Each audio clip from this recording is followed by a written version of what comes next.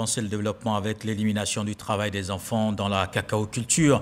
Le Comité national de surveillance des actions de lutte contre la traite continue son offensive en France. Le CNS s'est invité par l'association Les Amis de San Pedro à animer à Saint-Denis une série de conférences, une rencontre qui a permis de présenter les mesures prises par la Côte d'Ivoire et les actions qui sont menées pour éradiquer le phénomène. Le reportage de Cheikh Koné. Collège Rosa Luxembourg à Aubervilliers en France. Ce matin, les tout petits de cette classe ont droit à un atelier pédagogique sur le processus de production de cacao et les travaux dangereux interdits aux enfants dans la cacaoculture en présence des membres de la délégation du CNS et des producteurs ivoiriens. Ce cours est dispensé par l'Ivoirien Désiré Begré, 60 heures par an, dans les classes de 5e, 4e et 3e.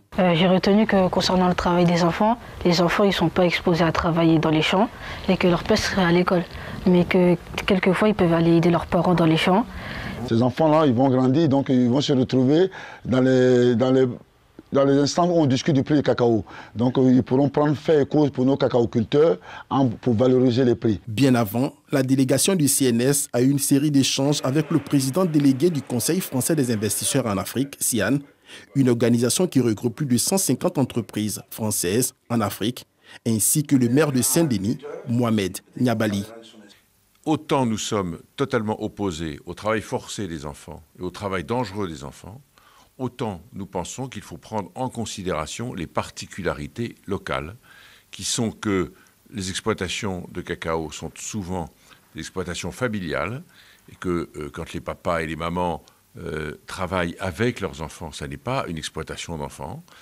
Et il faut aussi tenir compte que beaucoup de gens dans ce secteur travaillent dans le secteur informel, qui complique un petit peu la preuve et la démonstration qu'on emploie des enfants ou pas. Et donc je pense que c'est un sujet qu'il faut regarder avec une véritable volonté de faire progresser les choses, mais avec un bon équilibre aussi.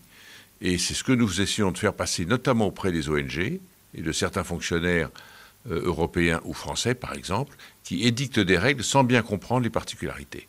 Ces deux personnalités ont promis poursuivre et intensifier le plaidoyer du CNS auprès de la Commission européenne et du Parlement européen pour l'allègement de la réglementation sur le cacao durable.